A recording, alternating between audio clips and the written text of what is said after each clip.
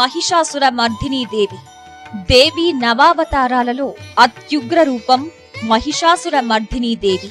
ఆశ్వయుజ శుద్ధ నవమి రోజున అమ్మ మహిషాసుర మర్దినిగా అవతరించి దుష్ట శిక్షణ శిష్ట రక్షణ చేసినది.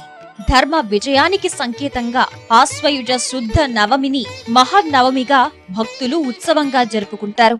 సింహ వాహనాన్ని అధిష్ఠించి ఆయుధాలు ధరించిన అమ్మ సకల దేవతల అంశాలతో మహాశక్తి రూపంతో ఈ రోజు దర్శనమిస్తుంది. మహిషాసురుడు అనే రాక్షసుణ్ణి సంహరించిన అమ్మను పూజిస్తే శత్రు భయాలు తొలగిపోయి సకల విజయాలు కలుగుతాయని భక్తులు విశ్వసిస్తారు. చిత్రాన్నం అంటే పులిహోర, గారెలు, వడపప్పు, పానకం నివేదన చేయాలి.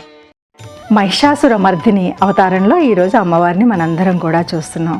అమ్మవారి అవతారం మహిషాసుర మర్దిని అంటే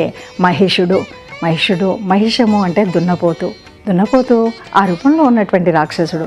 ఇది ఒక్కటి ఆనాటి కాలంలో ఆనాటి రోజుల్లో ఉన్నటువంటి ఆ రాక్షసుడి సంహారం ఒకటే కాదు, నేటి కాలంలో కూడా అనేకమైనటువంటి భావనలు మనలో కూడా ఎన్నో రకాలైనటువంటి దుర్మార్గపు ఆలోచనలు, దుష్ట లక్షణాలు, అరిషడ్ వర్గాల్లో మద మాత్సర్యము, కోపము ఇలాంటివి ఎన్నో లక్షణాలు ఉంటాయి. ఈ అన్ని లక్షణాలని దునుమాడడం కోసం ఆ మహిషము అంటే ఆ దున్నపోతుకు ఏ లక్షణాలైతే ఉన్నాయో ఆ లక్షణాలన్నీ కూడా నేటి కలియుగంలో చెప్పకుండానే చాలామందిలో ఉన్నాయి. ఈ గుణాలని మన నుండి పారద్రోలడం కోసం తల్లి మహిషాసురుని మర్దినికి మనం పూజించాలి.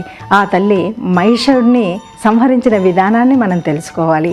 ఆ తల్లి ఆ మహిషుడిని సంహరించడమే కాకుండా మంచిని పెంచి పోషించింది.